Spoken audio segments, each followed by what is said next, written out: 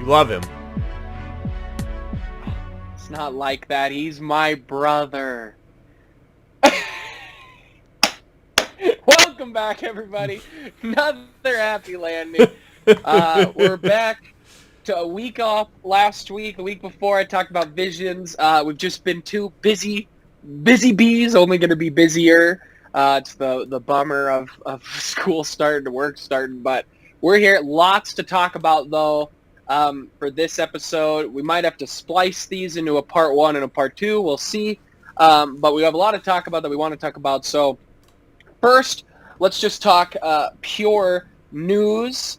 We'll touch real quickly here on Book of Boba Fett. So or I guess before we get into anything, thank you to Movie Meal patrons Steve, Kimberly, and Karen. Guys, go get merch. All linked down in the description. Go do all that great stuff. Like, subscribe, share. Find us on Letterboxd, all that. So Book of Boba Fett, they announced December, I think it's 29. December 29th is the premiere date for the first episode, I believe. Let me confirm that. Pretty sure it's December 29th. December 29th. You are right on the money. So December 29th, December is going to be packed. I mean, The Matrix 4, Spider-Man Far From Home. There is so much going on with all of those right now. So just real quick, Tanner, your thoughts on the release date and your excitement for Boba Fett. But we gotta talk about the first poster that they put out, though. Poster's cool. Of our boy Boba as he's sitting on Jabba the Hutt's throne with his blasters strung across. Oh man, I'd love it. I like that. Yeah, it's one of the things about Mandalorian season 2, and we'll get to that eventually in our rewatch, that I really liked was him like Boba's, the few guys of Jabba's guards that lived take over, and it seems silly, but that makes sense. That's what happens when a gang boss dies. The kind of idiots take over, and he comes and takes them out, and he's going to be a kingpin, and I'm here for it. I'm here for the kingpin. Also, blown up Bib Fortuna just sitting on there. It's like, oh, hi, Boba. How's it going? Yeah, seriously.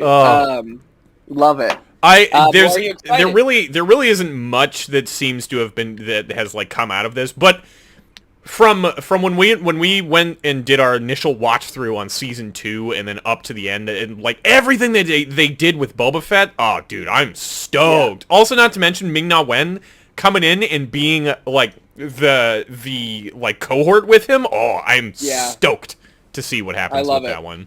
I'm excited too. I think. Go ahead. Like pipe dream. But if we could get Rex at some point in time to come in and have those two characters like meet up and just eye each other down, oh god, I'd be down for that one. Sorry, but anyways, you go ahead. That would be really cool. Or maybe he gets a job to go after a clone, and it turns out to be Rex. That'd be interesting. And he's a good enough actor to do a dual role. I'm excited for the show. I think Christmas, it's right after Christmas, but again, Star Wars and Christmas is the best thing Kathleen Kennedy has done for Star Wars, really. And I like that time. I think right before the New Year is a solid spot to put it. You are competing with The Witcher around the same time coming out, so I think The Witcher's just a little before. So I think this is strategic. Disney's saying, hey, everybody will binge The Witcher, and then the second Boba Fett comes out, no one's going to be talking about The Witcher anymore. And the narrative's going to change for the next month. I think it's smart by Disney. I like the throne. I was never huge on a Boba Fett movie,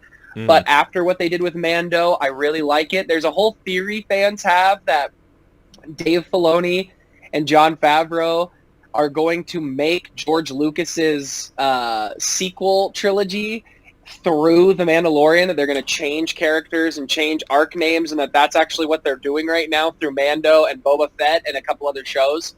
I don't know about that. We'll have to wait and see, but I'm interested in what this show's going to be, and I'm excited to see it.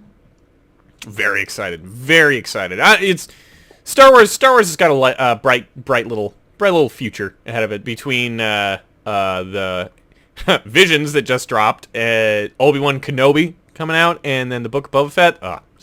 Stoked. Yeah.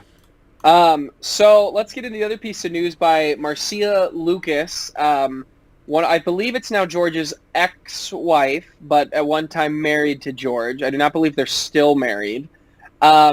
She is been a producer and an editor in Hollywood for a little bit of time. She produced George's American Graffiti and all three of the original trilogy. Last thing she edited was Star Wars Return of the Jedi. And she was in the news the other day, and I have her thing right here, so I'm just going to read it. It's a quote from an article, and it says, here, I got to mute notifications so I don't get blocked. It says, I like Kathleen. I always liked her, says Marcia Lewis. She was full of beans. She was really smart and really bright, really wonderful woman, and I liked her husband, Frank. I liked them a lot. Now that she's running Lucasfilm and making movies, it seems to me that Kathy Kennedy and J.J. Abrams don't have a clue about Star Wars. They don't get it. And J.J. Abrams is writing these stories. When I saw that movie where they killed Han Solo, I was furious. I was furious when they killed Han Solo. Absolutely, positively, there was no rhyme or reason to do it. I thought, you don't get the Jedi story. You don't get the magic of Star Wars. You're getting rid of Han Solo. And then the end of this last one, The Last Jedi, they have Luke disintegrate. They killed Han Solo. They killed Luke Skywalker. They don't have Princess Leia anymore, and they're spitting out movies every year. And they think it's important to appeal to women audiences. So now their main character is a female who's supposed to have Jedi powers, but we don't know how she got Jedi powers or who she is. It sucks. The storylines are terrible, just terrible, awful. You can quote me, J.J. Abrams, Kathy Kennedy, talk to me. I give her props for the balls. I mean, there's some saying, spice. Hey, talk to me. There's some spice in there. What are your thoughts on it? Tanner, I want your thoughts. What are your thoughts? You first, please. So, I mean, there's some things that I agree with and some things that I disagree with. In a similar camp. So when she comes in and she's kind of, I think the things that I agree with her with, of like her kind of coming in and talking about like Kathy Kennedy and J.J. Abrams just don't have the feeling of what Star Wars is. I don't know. It's just after kind of like marinating on this one for a while, I kind of have to agree with that one. I don't know. I do think that, particularly in JJ, I think he knows how to tell an interesting story. Landing the plane at the end of all of it is usually his not so strong suit. Yeah. And that's where I think, we get the travesty that is The Rise of Skywalker. And like we've talked about before, I think Kathy Kennedy was really reactionary in what was happening around the sequel trilogy. The one thing that, like, so it's you don't get the Jedi story. I kind of agree with that one, but you're getting rid of Han Solo. That one in there, I was like, you know what? I'm actually not too upset about that one. One thing that I will say that is a bummer of the sequel trilogy, I would have loved to have gotten all of our original cast characters in a single movie together for, like, the last time, kind of a thing. But we never really get that. I mean, like, we get Han and Leia kind of, like, coming back and doing they get one conversation. They get one conversation. That's and then it's off to the battle.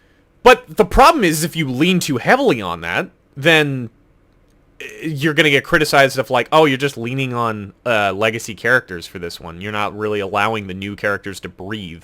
But I think there's a good way of being able to get all the characters in here, like, really just pay homage to, like, what came before, what is now, and then let the other characters really kind of take over and breathe from that point. It's especially they separate and kill each one of them in their own separate areas and movies, and I think it would have just been a lot more impactful if we had gotten some connection between them. So maybe the storylines are terrible and just awful. Agree and disagree. I guess that's all I have to say on that last bit. But mostly agree, for me, I kind of agree and disagree as well. And I think that all the legacy, like Mark Hamill talks all the time how he really likes episode or the prequel, how the prequel trilogy got an unfair due and that they're really telling a story and that he gets it's a little hokey and stuff. But he said that it's unique. It has an identity yeah, all of its own. it does have an identity, and the sequels kind of lack that. I still am very high on The Last Jedi, but I am lower on the sequels as a whole, and I still really like Force Awakens. Mm-hmm. And where I agree with her is, I mean, one, I love the talk to me. Let's talk. But, she gets the characters as an editor, and an editor can make or break a movie very, very in an intense way. Oh yeah. I mean, a bad movie can be fixed by a great editor.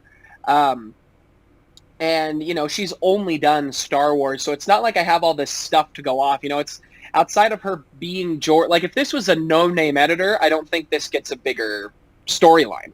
But because it was his wife, I think it gets a lot more story. And I do think Kathy's biggest problem was she didn't have a big concrete plan. The plan should have been let JJ write a treatment for all 3 films, and then let Rian Johnson tweak that. Let Colin tweak that.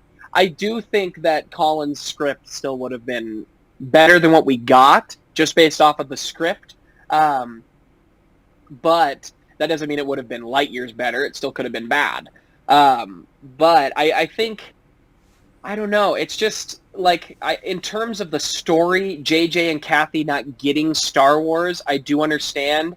Han's death, I think, is actually a pretty big moment. I do wish we would have gotten the 3 of them together. I think that is all on JJ. I do not think that is a Rian fault at all, because I think Rian, if Han Solo's alive, I think we get a very different Luke Skywalker in the next movie. I think that is maybe he's still disheveled, but maybe I would bet Han goes with her to the island. Yeah. I don't think she goes alone.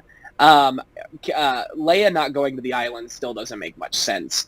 You're telling me Leia is going to sit and continue to run the new rebellion when she knows where Luke Skywalker is? That's one thing that I've always never been super on board with. She would go. Also, especially after watching these movies. It's her brother. Right. And also not to mention, I mean, that Leia, I don't know. I don't understand where Leia doesn't have, like, the swaying power to convince the Republic of, like, hey, there's some serious problems, so she has to go and create her own resistance. I don't know. Although the book Bloodline, which I'm reading, we'll get into that, but it helps her character build up a little bit of the resistance and everything. Cool. But no, I do get what you're saying though in terms of the movies though. Yeah.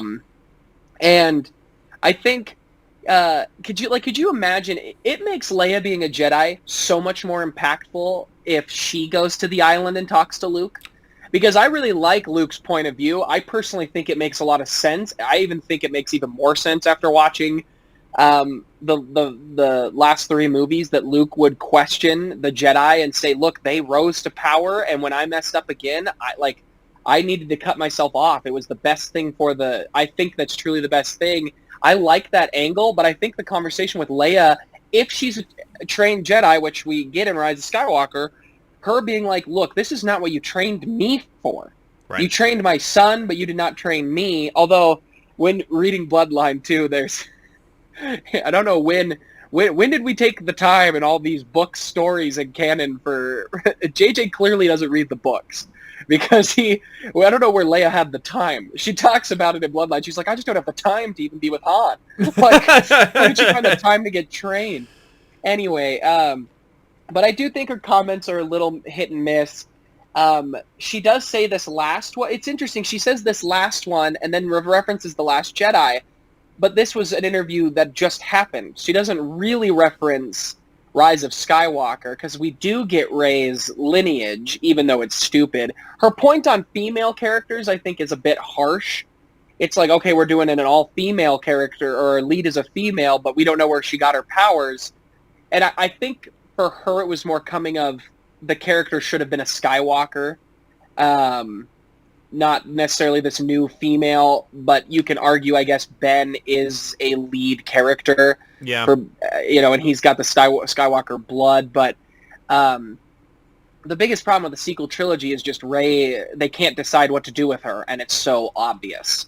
That's the problem. And I don't think the problem hits until the third movie myself, because I'm okay with Rey being no one. Mm-hmm. I still think Rey being the avatar for the Jedi would have been the greatest thing that they could have done, and they did not do. But anyway, do you have any more thoughts on this? Or I don't know. Maybe this is just also mild holdovers from the Thrawn trilogy as well, but I still think it's a bummer that we never have Luke have any children. I don't know. I really... Maybe this is just my own interpretation, but I really do feel like Luke as a character and what he wants to see in the future and what he wants to do, that having a family is actually part of that. Yeah. And so I was always kind of bummed out that we never got to see, Luke training young Jedi. Maybe it even turns into a thing of like he has a kid, but I mean Ben ends up killing the kid, or how powerful would that have been? That makes grumpy Luke. I think for so fans like you that don't love it as much as I do, I think suddenly you have a ton of weight behind it. Just that, Ben not only did that, he killed my son. Yeah. We also should have seen the fall of that. I can't, when we get, I say it every week, when we get to Rise of Skywalker, the episode length that is going to be of just us complaining is going to be huge. I agree with you there, and I'd love to talk to JJ and just get their ideas on those old books, because there's so many people who read those novels who then think, yeah, this is what Luke would, this would make sense for Luke too. But there's a lot of people who read those novels and said, oh, it's a fun story, but it is not Luke Skywalker. Luke is a Jedi, and Jedi do not have children. So I'd be so interested to sit down and talk, because there's such a divide on where people lean with that, Right. I grew up hearing those stories that Luke had children and reading leaked scripts that were apparently out of Luke having kids. But then I also had talked to older people that were like, no, Luke's a Jedi. Jedi do not have children. So it's interesting. I mean, I think that's also just kind of been a thing of I always thought that Luke was the hope of the Jedi, that he was the person that understood the failings of the Jedi, and that he was like, no, forbidding attachment is actually a huge problem in this. There was a quote, I forget what, I think it's from one of the comic series, of him talking about like, no, attachment is actually one of the most important things for a Jedi. That is something that the Jedi need to defend and cherish. So I mean, I don't know. It's man, now that I bring up that whole thing of like, yeah, Ben killed my son or my daughter kind of a thing, and I'm like, oh, dang it, why didn't they put that one in there? That would have been so cool. I mean, even a line, even if that's what Luke says, if he just says, I had been married to a woman named Mara Jade, and he killed her and my daughter, and that's it, that's the line, people would lose their minds, people would be on board, they'd be like, this is so much better, and then you get less than the fight. But that makes, also to me, that makes that makes Ben a more compelling villain to me as well. Oh yeah. Way more compelling. Although it doesn't help his character in the third movie if that's the only change. No, but I mean, like, I don't know. I love Adam Driver's performance. He is one of my favorite things of the whole series. Yeah. I think he knocks it out of the park. But even though he's bringing this, like, A-game acting to the table, I'm still not scared of him throughout really the whole thing, unfortunately. Yeah. I'm scared of Snoke because he's a mystery that I have no idea. Then he gets axed, which, I mean, as I've gotten older, or not older, sorry, as I've just kind of like spaced out and kind of thought about him, I'm okay with him just being like, oh, he's dead. Oh, okay. He let his own hubris take hold, and now he got killed by Kylo. Okay. Yeah. Go ahead. I just really wish that even by number 3 or number 2 that they had really like delved into like, oh, Kylo is not a good person. Instead, they really Disneyfied it and they're like, oh, we're gonna make him the good guy in the end. I wonder if that is a Disney thing. I wonder if that's a note from Kathy, and maybe it's a note at the time would have been from Bob Iger, but I wonder if they came in and said, look, he can't be a bad guy. He has to be a good guy at the end. But I do think, because I remember what I wanted from episode 9 was him to be completely bad. I had seen Anakin go really bad and become a complete menace to turn good. I had seen Luke get tempted and never fall, and I wanted to see a Skywalker fall and actually fall. He dies a Sith. And at the end of Last Jedi, what I like so much is him, of him saying, look, I can kill my master, does that. That's a Sith move, to kill your master. That's the whole point of the Sith. Right. For him to say, Rey, join me, be my apprentice, I will teach you, we can rule the galaxy. Her to say no, and then him to just dive so deep into the dark side. Because the last time we see him, he's screaming more as his master beats him. His master one-ups him and allows everybody to escape, and he loses it, and then he ends up being good. He only goes on a rage in the very beginning of the last movie, and then Palpatine tells him a thing, and he has a couple conversations, and suddenly he's good. Yep. And I wish he would have gone. I still to this day think Rey killing him would have been amazing. I think Rey killing him in a big fight would have been just so good. But anyway, we'll get there. But for news, I think that's good for news. I think we jump into Star Wars Visions now. We can really dive into it. If you were watching last week, I had a live stream, or 2 weeks ago, I would have done a live stream, and I talked about my thoughts, and I'll reiterate some of those stuff, but I really want to have a full-fledged conversation here and get Tanner's thoughts. So Tanner, what just in general, what did you think of Star Wars Visions? Oh, it's so good! Yes, sir, it is. I am mad in love with it. Mad in love with it. There is a quote, I forget who it was that said it, but someone had put it out there into the universe, that Visions is one of the best things to happen to Star Wars, period. Yeah. And I'm completely in the same boat. Oh my god, I am so happy that we get this. It's just a cavalcade of wonderful things that we get in this one, and also not so. Okay, I'm geeking out. I gotta bring it back for a quick second.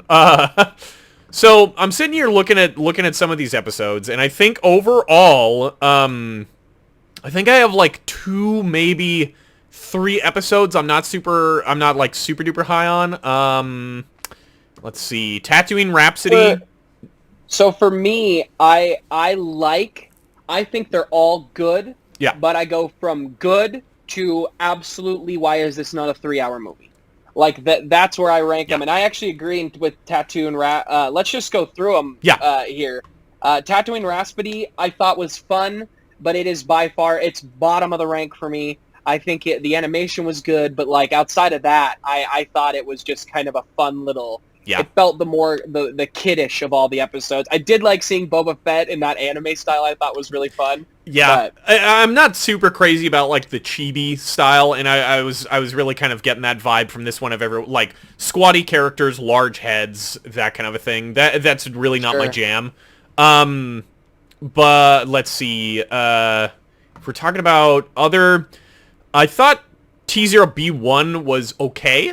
I really liked the animation style and everything that they did with it, but I was talking with Olivia about this one of like, that one felt like that it was only 15 minutes long, and it feels like if Which one? T0B1 episode 6. Oh, yeah. The Astro Boy one. Yes, the Astro Boy one. I feel like that if they added maybe like 6 more minutes or 5 more minutes to that one, that if you really kind of like let it stretch out a little bit more, get a little bit more connection with the old man, and we don't feel so rushed in the end fight, and we see a little bit more of him like bringing the planet back to life, planet and robots and other things back to life, I think it really would have given a little bit more breadth, because by the end, I just felt like the pacing was just so fast, especially with that fight. I was like, I'm not catching up with everything. Oh my god, this is insane. Yeah. And then my final one being number 9 with Akakiri. See, this is funny. This is the only one that ends in a bad way. Ends in a bad way of like the bad guys win in this one, which is something in Star Wars that I generally really, really love. But between the animation style, this is just personal preference, between the animation style, wasn't crazy about, and the music choice for that one, I felt like it completely removed me from that particular, from that episode. It was a lot of, like, a lot of percussion is what I remember from it, but it felt like it was really at odds as to what I was watching. I wasn't getting the swells that from the music that I really needed in those big moments. It felt like we're gonna do just like a freeform jazz beat right here. And so like that one I wasn't super duper crazy about. And they really kind of went with like super slender character designs, but I gotta talk about probably my favorite episode. Before we get there real quick. So I actually agree. Those are my bottom 3. Yeah.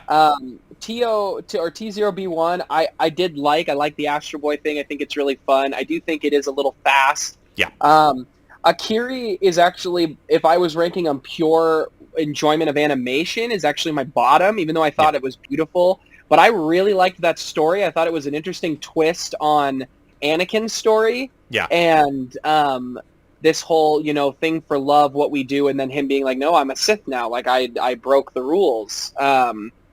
So I thought that was... I really like that one. But, all right, now go ahead and get into it. No, I'm in complete agreement with you that, like, with the story written down on paper, I really like where that one went. But animation and music choice-wise, it just kind of pulled me out of it, which is a bummer. That's just a personal preference thing. But one of my favorite episodes of this entire thing being the first episode. Oh my god, the duel blew me away as to how much I liked that episode. It's straight, with the black and white style that they do on that, it is straight up looks like it's pulled from the Seven Samurai. And it looks so freaking good. I love it so much.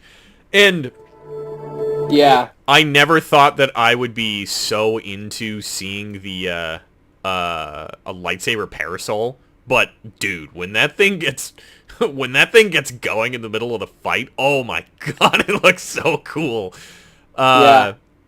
Let's see. I loved the duel. I thought the duel was really good. I think it was one of the best animations. Mm-hmm. But I like that he's kind of a gray Jedi without really being a gray Jedi, because he's like, I'm not a Sith, but I'm not a Jedi. And then he gives the crystal. He looks like he's just a hunter of evil is what he really seemed like. And I liked that idea. I really liked the fight. I loved the katana thing. Him praying. The sound design. All of it. The sound design of him pulling that lightsaber out as it's not the hum of a lightsaber. It's got like that wild like as it's being pulled out. Oh, it's so good. It was awesome. And I loved his R2. I liked his version of an R2 that was more like an Iron Man unit, and it was just shooting bullets and getting all these guys. It was awesome. I loved the duel. The duel was one of my favorites. It was there's a couple episodes in here, but I think the duel Is that your favorite of them all? The duel might take there's like 3. There's 3 that I'm like rotating between of being like my favorite. It draws so much from the old samurai movies and from like the shots, the framing, and oh man, I'm sitting here looking at the end bit as well, as he like slices through the through the statue that's down underneath. I love it, and then he prays to it. I think it's so awesome. Oh I'd love to see this as a movie. I'd love to see this as a movie. I would too. What do you think of The Ninth Jedi? Because that's one I like, but it's not in my top 3, so I'm wondering where it lands for you. Love it. I loved it a lot too. Is it a top 3 for you, or is it in the middle tier? No, it's top 3. Okay. So the Ninth Jedi, which is funny, it ends up like breaking. It ends up breaking a bunch of canon, and I mean, there's a fair bit of things in these that like break canon or don't really make a whole lot of sense. But the stories that they're telling are so fun and so out there and just so inventive that I really love it. The thing that I loved about The Ninth Jedi is there was that moment of like all of them. I thought it was going to be a whole thing of like a Sith Master has drawn all these Jedi here and they're about to be killed. And I was like, okay, this is going to be interesting. I'm excited to see where this go. And then they have that little bit in the episode talking about, oh yeah, these kyber crystals, they reflect of like what kind of a Jedi you are, and in the color that they have. And then once all of them grab the lightsabers and they all turn red, everything gets dark, and you just get the glow off of those lightsabers surrounding. I forget who was in the middle of them. He was so cool looking. Yeah. I liked The Ninth Jedi a lot. I liked the twist on the Sith going there, that they had killed them all, and I liked that. I liked the fight, I liked the whole saber thing where she's like, mine doesn't really have a color, and he's like, well, that's because it hasn't bonded to you yet, because that's something that has been in like legends for a long time, and I guess technically this isn't canon. It's what the people who don't like Visions keep bringing up, that this is not actually canon, which I think is very dumb, because there's nothing in here that I think breaks canon. There's not a single thing in here that I think truly breaks canon. The only thing that I would say is the twins. But that could have happened at any point. They don't tell us when that's happening. Like, that could have been at any point in history. I know, but like them being outside, they're not wearing any masks. Sure. He's on side. I love it.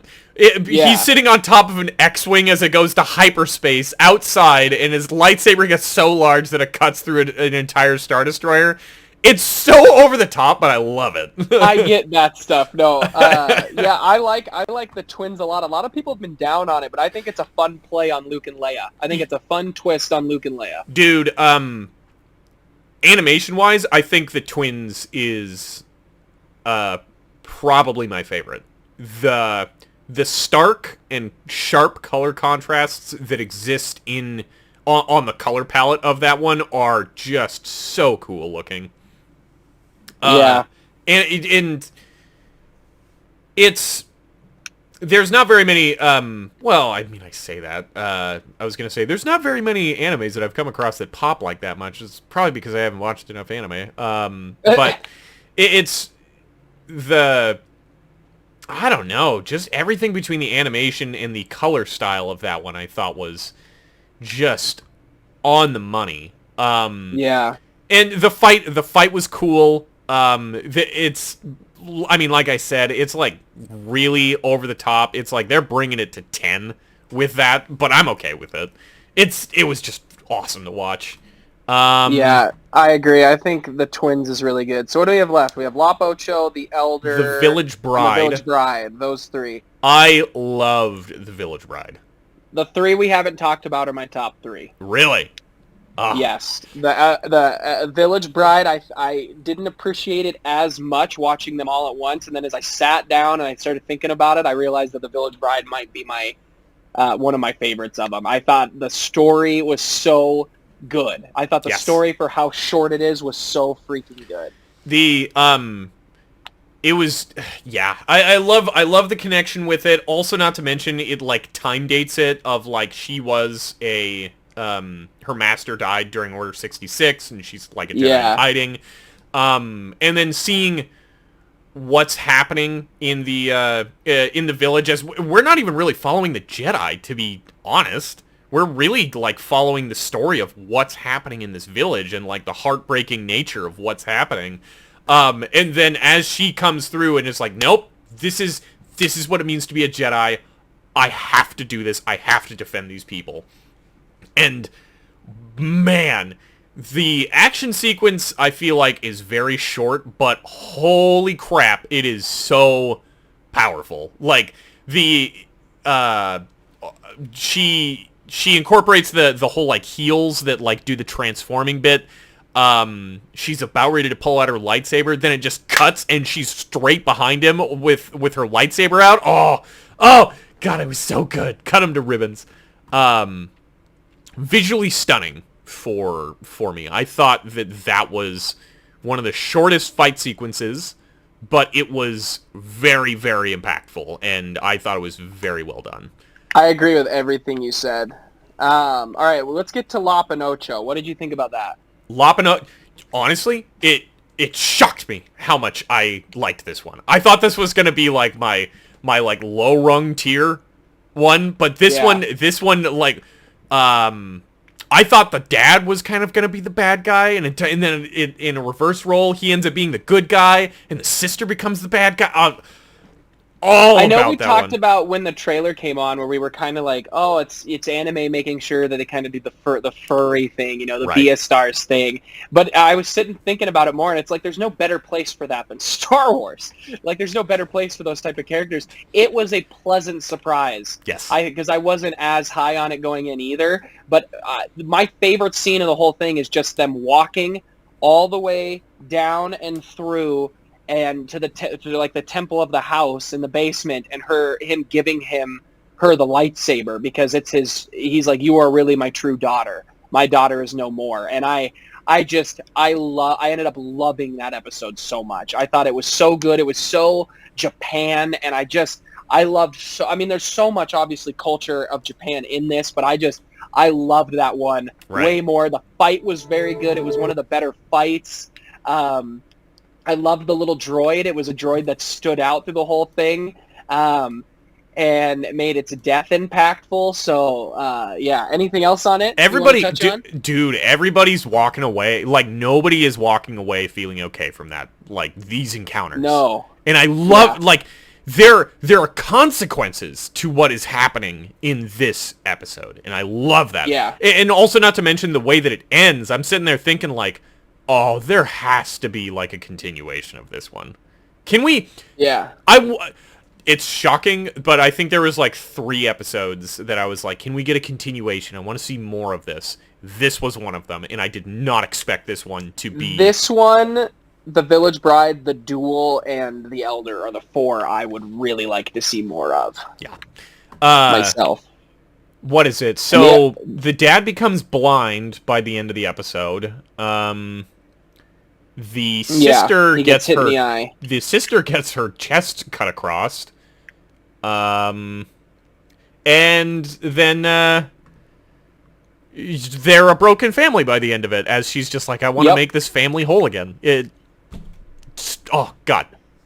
Love it. But as a Jedi, young Jedi, she has to learn that that's not what's going to happen here, even if it is what she wants, and she doesn't give in to her hate, and I love it. But the last one we haven't talked about is The Elder, and this is my number 1 by a mile. Really? The more I've thought about it, I don't even think it's close. I adored this episode. I think it was my favorite of all the animations. Mm-hmm. One of my favorite things, if not my favorite thing about Star Wars, which we actually don't get a lot of, is the master and apprentice dynamic. It's one of the few things about Attack of the Clones, of Phantom Menace and Revenge of the Sith that I just love so much, is the actual conversations they have of learning. And we get it. There is the moment where you think the Padawan, I thought he got killed, and he's not killed. See, that's the only thing that brings this episode down, is I wanted the Padawan to die. The more I've thought about it, I remember, because the Elder talks about how, like, oh, you're just not there yet. Where he says to his master, like, oh, you would have been so much more fun to fight in my prime. And he says to the apprentice, like, you're just not there yet. You would be better when you're in your prime. And I wonder, and I've started to think that I think he kept him alive for that purpose, to hopefully fight him one day, because he was so focused on, I am a Sith because I want to fight powerful beings. And I've always loved that character in anime, the character who is literally just there to get stronger, that they are literally just into fighting tough opponents.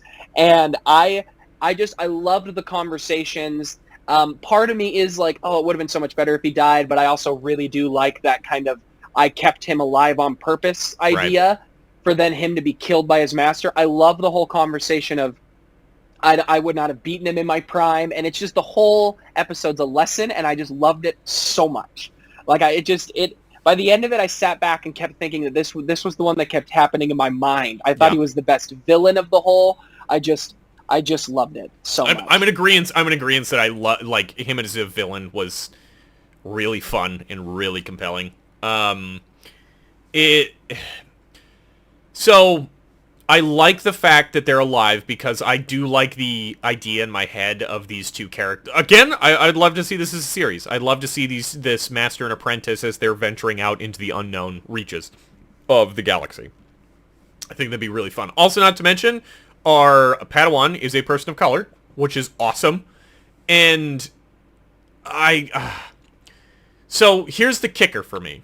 I think this episode would have been more impactful, just been a lot more impactful for me if the Jedi Master had to live with his failure and like his decisions that he made. Sure. So by the end of the episode, he has to really kind of contemplate and look inward of like, who am I and what have I done? Kind of a situation. Sure. Yeah, I get that. And I think that would have been really, really impactful. But I mean, it's still nice to have that whole thing of like, oh yeah, no, they are to have that lesson for him of like, this is the realities of what we have to deal with and what you have to deal with. Don't be such a hothead. Calm, patience. Things that things that the Jedi should be. So and that's why I love it. But this would be my favorite if it wasn't just for that one little thing, that one little drag on it. Fair enough. I loved it so much. Before we get to Revenge of the Sith, though, I know we talked about off air, and I talked about it a little bit on my live stream 2 weeks ago from when this will air. But so there was that tweet that went around of I like Star Wars Visions, but it had way too much Asian culture in it and too much Japan and all this, and it was rightfully so getting roasted. But I wanted to know your thoughts on it. It's one of the dumbest things I've ever heard. Yeah. That person doesn't understand Star Wars. He just doesn't understand what Star Wars is. Straight up. Like, Star Wars... Where do you think lightsabers came from? He is... George Lucas, so many times, time and time again, has talked about how samurai films, Japanese filmmaking, directly influenced and also played into the lore of Star Wars. I mean, come on. Are you kidding me? Yeah. It's ridiculous. It's insane. It is absolutely insane. And it just... I can't believe how angry it made me when I read that one. I was like, are you kidding me? Two things. One, Star Wars has always drawn influence from Japan and Japanese filmmaking. So, I mean, like, of course there's going to be some Japanese influence in there. And then on top of it, it's anime. We are literally making an anime that... These are Japanese studios, and you're sitting there, oh, it's too Japanese? Are you kidding me? Go eat a big one. It makes me so angry. It doesn't make sense. This guy just doesn't make sense. And it made me start to think that I wonder how the deeps, like, all the fans of Star Wars that are so much older, who are not anime fans, because I haven't heard from them. I've only seen people I know are big anime fans talk about how much they love Visions, or the casual moviegoer, which I just assume likes probably some anime at the least. But like a lot of the fans that are so deep nerded, like I haven't heard from them if they like Visions or not. Granted, I haven't necessarily looked on some of those podcast things, but I'm wondering like how they really feel about it, because I think that the anime style does have a disconnect. But to have the audacity to say that this is not Star Wars, that there's too much of some other cult, that is what Star Wars is. I mean, Star Wars is Japanese culture. I mean, it's based off the Seven Samurai. I mean, I don't understand why this guy even, and he got roasted, rightfully so. He clearly doesn't understand what Star Wars is, what the Jedi are, what they represent. So I'm glad that he got roasted because it was absurd, an absurd comment.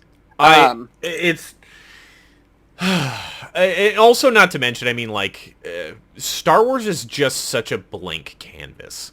So why don't we get, like, anyone of any culture to come in and try and put their own impression on what Star Wars is?